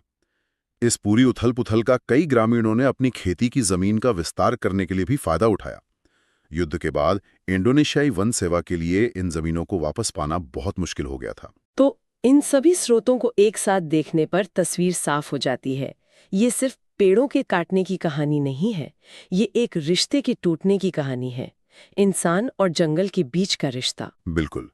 उपनिवेशवाद ने केवल पेड़ों को नहीं काटा, उसने इंसान और प्रकृति के बीच उस गहरे सहजीवी रिश्ते को हमेशा के लिए बदल दिया। जंगल जो कभी एक साझा घर हुआ करते थे, वो व्यावसायिक लकड़ी के स्रोत बन गए। लोग जो कभी जंगल के रखवाले थे, वो घुसपैठिए और अपराधी बना दिए गए। और ये हमें आज भी एक जरूरी सवाल पर सोचने पर मजबूर करता है। हाँ, और वो सवाल ये है कि जब हम विकास या प्रगति की बात करते हैं, तो किसके विकास की बात हो रही है? क्या विकास का मतलब सिर्फ उद्योग, सड़कें और संसाधन है, या इसमें वो समाज भी शामिल है जो सदियों से प्रकृति के साथ जीता आया है, जिसके अपने अधिकार और अपनी संस्कृति हैं? ये एक ऐसा सवाल है जिसका जवाब आज भी हमारे जंगलों और वहां रहने वाले लोगों का भविष्य तय करेगा। स्वागत है। आज हमारे सामने पहाड़ों और रेगिस्तानों की कुछ तस्वीरें हैं।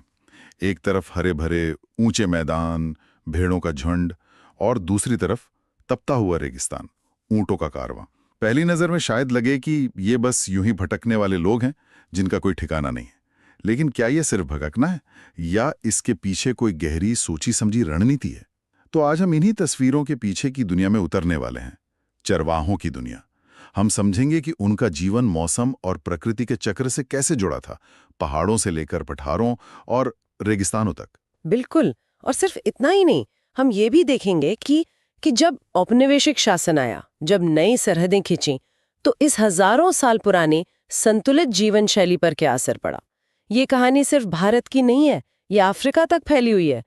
एक संघर्ष, अनुकूलन और अस्तित्व की लड़ाई की कहानी। तो चलिए इस गहरी पड़ताल को शुरू करते हैं और चरवाहों के जीवन के इस छुपे हुए तर्क को समझते हैं। अक्सर जब हम इतिहास पढ़ते हैं ना, तो उसमें राजाओं, लड़ाइयों, साम्राज्यों की बातें होती हैं। इन घुमंतू समुदायों को ज्यादा जगह नहीं मिलती, मानो ये बीते कल की बात हो।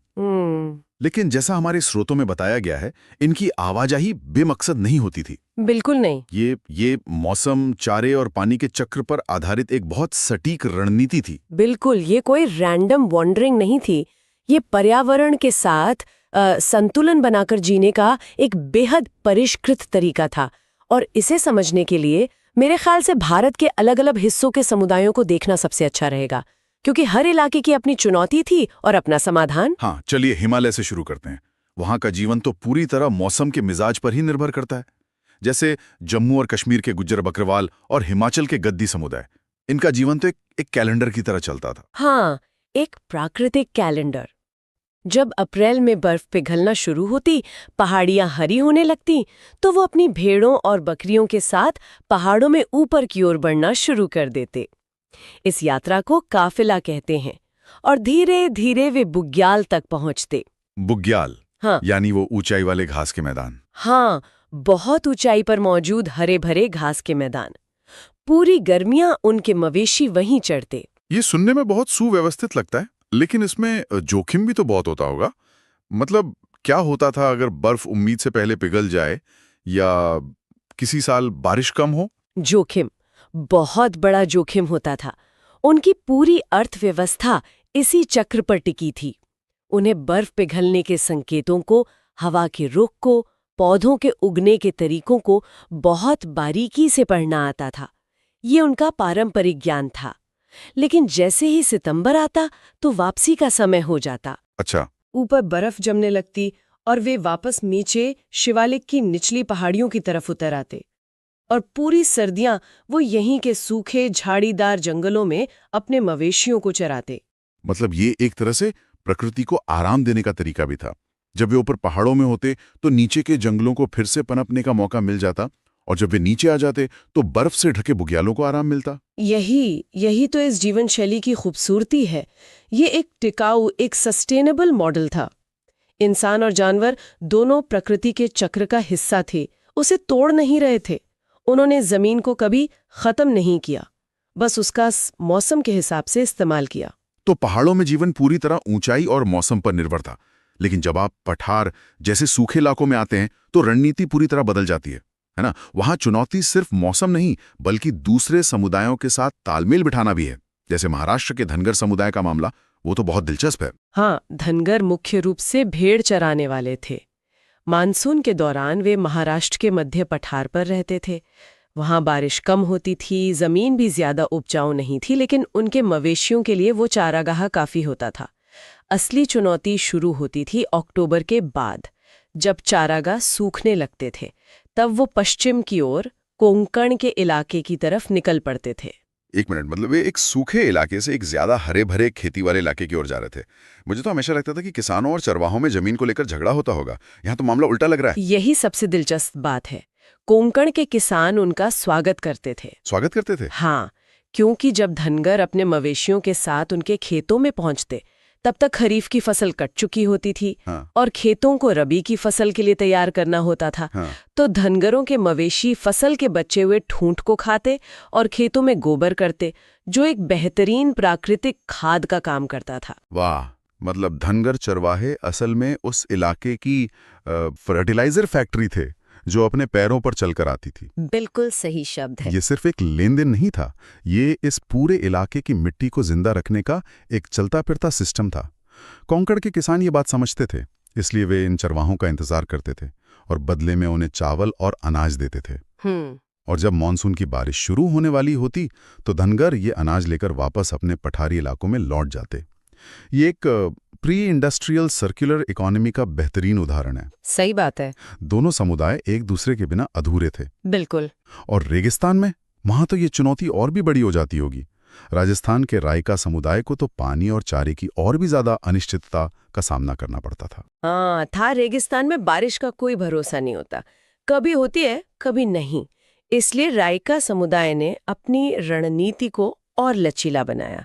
वो खेती भी करते थे और चरवाही भी। कुछ रायका, जिन्हें मारू रायका कहते हैं, ऊंट पालते थे, जबकि कुछ भेड़ बकरियां। अच्छा। जब मानसून में बारिश होती तो वे बाड़मेर, जैसलमेर, जोधपुर अपने गांव में ही रहते। लेकिन अक्टूबर आते आते ये चारागाहों सूख जाते थे। तब वो नए चारागाहों की तलाश में निकल पड़ते थे। मतलब उनका जीवन एक लगातार खोज पर आधारित था। हाँ, और ये खोज उन्हें हर साल नए रास्तों पर ले जाती थी। अगले मानसून की बारिश के बाद ही वे वापस लौटते थे। तो इन सभी उदाहरणों से एक बात साफ है, ये घुमंतू जीवन कितना सोच समझकर और पर्यावरण के साथ तालमेल बिठाकर जिया जाता था। हर हरकत के पीछे एक वजह थी, एक गहरा तर्क था। तो ये एक सदियों पुराना टिकाऊ और संतुलित जीवन का तरीका था। लेकिन फिर अंग्रेजों का शासन आया और सब कुछ बदलने लगा। जैसा कि हमारे स्रोतों में साफ लिखा है, अंग्रेजों की सोच बिल्कुल अलग थी। उनकी नज़र में जो जमीन पड़ती थी या जहां खेती नहीं होती थी, वो बेकार जमीन थी, वेस्टलैंड। ये उनकी औपनिवेशिक सोच थी।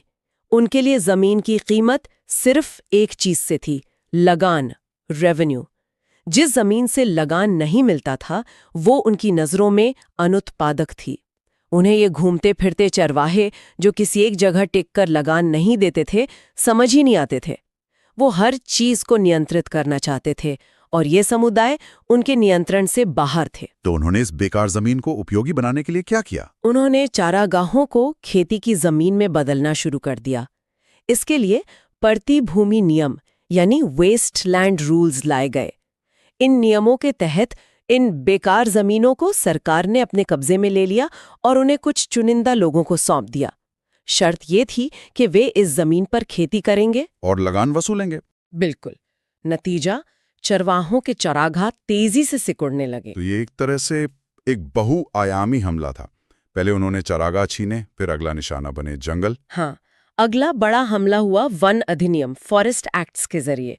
अंग्रेजों को देवदार और साल जैसे कीमती पेड़ों की लकड़ी चाहिए थी, जहाज बनाने के लिए, रेलवे स्लीपर के लिए।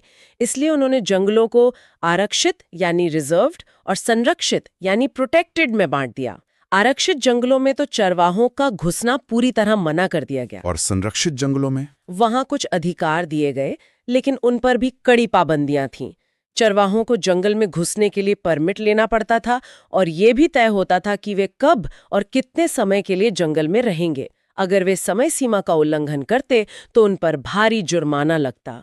मतलब जंगल जो सदियों से उनके जानवरों के लिए जीवन का स्रोत थे, अब उनकी पहुंच से दूर हो रहे थे। जब वो भी काफी नहीं हुआ तो 1871 में अपराधी जनजाति अधिनियम लाया गया, क्रिमिनल ट्राइब्स एक्ट। ये तो नाम से बहुत कठोर लगता है। ये सिर्फ कठोर नहीं, ये एक बेहद क्रूर और अमानवीय कानून था। अंग्रेजों के लिए जो हर चीज को नियंत्रित करना चाहते थे, ये घूमते फिरते समुदाय एक सिरदर्द थे। इन्हें ट्रैक करना, इन पर टैक्स लगाना, ये सब लगभग नामुमकिन था। तो उनके लिए सबसे आसान हल क्या था? इन पर जन्म से अपराधी का ठप्पा लगा दो। जन्म से अपराधी, इसका मतलब क्या था? इसका मतलब था कि कई दस्तकार, व्यापारी और चरवाहे समुदायों को सिर्फ इसलिए अपराधी घोषित कर दिया गया क्योंकि वे एक जगह टिककर नहीं रहते थे। अब उनकी आज़ाद आवाजाही पूरी तरह खत्म हो गई। उन्हें कुछ तय गांव या बस्तियों में रहने के लिए मजबूर किया गया। बिना परमिट के कहीं आने जाने की इजाजत नहीं थी। ये उनकी पहचान और उनकी जीवन शैली पर सीधा हमला था। और इन सब के ऊपर उन्होंने टैक्स भी लगा दिया। हाँ, चराई कर, ग्रेजिंग टैक्स। ये हर उस जानवर पर लगाया गया जो चरागाह में चरता था। जमीन पर, पानी पर, नमक पर, हर चीज पर टैक्स था। तो जानवरों के चरने पर क्यों नहीं? ये टैक्स पहले ठेकेदारों के जरिए वसूला जाता था, जो ज्यादा से ज्यादा पैसा ऐंठने की कोशिश करते थे। फिर 1880 के दशक तक सरकार ने खुद सीधे टैक्स वसूलना शुरू कर दिया। हर चरवाहे को एक पास जारी किया जाता था, जिसे देखकर और हर जानवर का सिर गिनकर टैक्स लिया जाता। इसका कुल मिलाकर नतीजा क्या हुआ? ये सब सुनने में तो एक बुरे सपने जैसा लग रहा है। नतीजा भयानक था। चरागाह सिमट गए, जंगल बंद हो गए। जो थोड़े बहुत चरागाह बचे, उन पर जानवरों का दबाव बहुत ज्यादा बढ़ गया। चारागाह समय से पहले ही खत्म हो जाते। इससे चारे की भीषण कमी होने लगी। जानवर कमजोर और बीमार पड़ने लगे, और जब सूखा पड़ता तो चारे पानी की कमी से हजारों लाखों जानवर मारे जाते थे। कई बार अकाल की स्थिति बन जाती थी। एक पूरी की पूरी टिकाऊ अर्थव्यवस्था को तहस नहस कर दिया गया था। और ये कहानी ये सिर्फ भारत तक ही सीमित नहीं थी। जैसा कि हमारे स्रोत बताते हैं, दुनिया की 50% से ज्यादा चरवाहा आबादी अफ्रीका में रहती है। वहां भी कुछ ऐसा ही हुआ, खासकर मसाई समुदाय के साथ। बिल्कुल। मसाई पूर्वी अफ्रीका के सबसे जाने माने चरवाहा समुदायों में से एक है। वो केनिया से लेकर उत्तरी तंजानिया तक फैले एक बहुत बड़े इलाके में रहते थे। लेकिन 1885 में यूरोपीय औपनिवेशिक ताकतों ने अफ्रीका का बंटवारा कर लिया और मसाइयों की जमीन के बीच से केन्या और तंगानिका की अंतर्राष्ट्रीय सरहद खींच दी। मतलब एक ही समुदाय को दो अलग-अलग देशों में बांट दिया। हाँ, और इस बंटवारे का नतीजा ये हुआ कि मसाइयों ने अपनी लगभग 60% जमीन खो दी। उन्हें दक्षिणी केन्या और उत्तरी तंजानिया के छोटे, सूखे और बंजर इलाकों में धकेल दिया गया, जहां ना तो बारिश का भरोसा था और ना ही अच्छे चरागाह थे। और फिर भारत की तरह ही वहां भी संरक्षण के नाम पर जमीन छीनी गई होगी। बिल्कुल वही हुआ। उनके बचे खुचे बेहतरीन चरागाह भी संरक्षण के नाम पर छीन लिए गए। केन्या में मसाई मारा और तंजानिया में सेरेंगेटी जैसे बड़े बड़े नेशनल पार्क बना दिए गए। ये एक अजीब विडंबना थी। इन पार्कों में यूरोपियन पर्यटकों को तो सफारी के लिए आने दिया जाता था, लेकिन सदियों से वहां रह रहे मूल निवासियों यानी मसाई चरवाहों का प्रवेश वर्जित कर दिया गया। अकेले सेरेंगेटी नेशनल पार्क के लिए 14,760 वर्ग किलोमीटर का चरागाह उनसे छीन लिया गया। इन सरहदों और पाबंदियों का असर तो जानलेवा रहा होगा। हमारे स्रोतों में नामीबिया के एक चरवाहे का जिक्र है जो बहुत कुछ कहता है। हाँ, उसने कहा था, हम कैद में हैं, ये सीमाएं हमें मार रही हैं। वाह, सीमाएं हमें मार रही हैं। ये सिर्फ एक आर्थिक या राजनीतिक बयान नहीं है, ये जीने और मरने का सवाल है। ये दिखाता है कि उनके लिए आवाजाही सिर्फ एक परंपरा नहीं बल्कि जिंदा रहने की शर्त थी। और ये सच था। सूखे के समय चरवाहे अपने जानवरों को उन इलाकों में नहीं ले जा पाते थे जहां थोड़ा बहुत चारा या पानी मिल सकता था। इसका एक भयानक उदाहरण 1933 और 1934 के सूखे के दौरान देखने को मिला। आवाजाही पर पाबंदी के कारण मसाई अपने जानवरों को कहीं और नहीं ले जा पाए और उस एक सूखे में केन्या में उनके आधे से ज्यादा जानवर मारे गए। जो चीज उन्हें हमेशा सूखे से बचाती थी वही उनसे छीन ली गई थी। तो इन सब बदलावों और मुश्किलों का सामना करते हुए इन समुदायों ने खुद को कैसे बचाया? उन्होंने हार तो नहीं मानी होगी? नहीं, बिल्कुल नहीं। इन समुदायों ने असाधारण लचीलापन दिखाया है। उन्होंने अनुकूलन के रास्ते खोजे हैं। सबसे पहले तो उन्होंने अपने जानवरों की संख्या कम कर दी, क्योंकि अब उतने बड़े झुंड को पालना संभव नहीं था। और उन्होंने आवाजाही के लिए नए रास्ते भी खोजे होंगे? हाँ, नए रास्ते खोजे, जैसे राजस्थान के रायका, जो पहले ऊंटों के साथ सिंध की तरफ जाते थे, अब वहां जाना मुश्किल हो गया था। तो उन्होंने हरियाणा की तरफ जाना शुरू कर दिया, जहां कटाई के बाद उनके जानवरों को खेतों में ठूंठ और चारा मिल जाता था। ये एक तरह से महाराष्ट्र के धनगरों वाला ही मॉडल था जो उन्होंने नई परिस्थितियों में अपनाया। और क्या? कुछ लोगों ने ये जीवन शैली छोड़ भी दी। हाँ, बहुतों को छोड़नी पड़ी। कुछ अमीर चरवाहों ने जमीन खरीदकर एक जगह बसना और खेती करना शुरू कर दिया, जबकि कई गरीब चरवाहे जिनके पास ज्यादा मवेशी नहीं बचे थे, वो शहरों में जाकर मजदूरी या दूसरे छोटे मोटे काम करने लगे।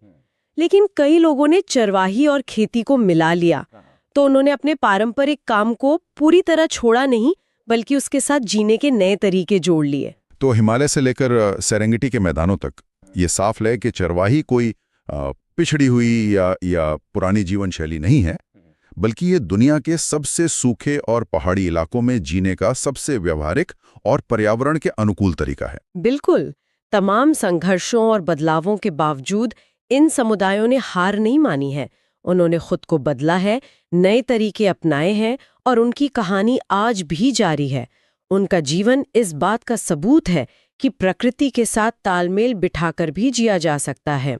और ये संरक्षण बनाम आजीविका की बहस जो औपनिवेशिक काल में शुरू हुई थी, वो आज भी दुनिया भर में चल रही है। जब हम नेशनल पार्क बनाते हैं तो हम किसे बाहर रख रहे हैं, ये सवाल आज भी उतना ही प्रासंगिक है। आज की इस पूरी चर्चा से एक सवाल सोचने के लिए जरूर उठता है। औपनिवेशिक ताकतों और बाद में आधुनिक सरकारों ने चरवाहों की जमीन को बेकार या अनुत्पादक मानकर उसे बदलने की कोशिश की, क्योंकि वे उसे नियंत्रित नहीं कर सकते थे और उससे सीधा राजस्व नहीं कमा सकते थे। आज जब हम जलवायु परिवर्तन, मरुस्थलीकरण और सस्टेनेबिलिटी जैसी बड़ी चुनौतियों का सामना कर रहे हैं, तो क्या हमें चरवाहों के जमीन प्रबंधन के उन पारंपरिक और टिकाऊ तरीकों से कुछ सीखने की जरूरत है जिन्हें कभी खत्म करने की कोशिश की गई थी? इस पर सोचिएगा जरूर।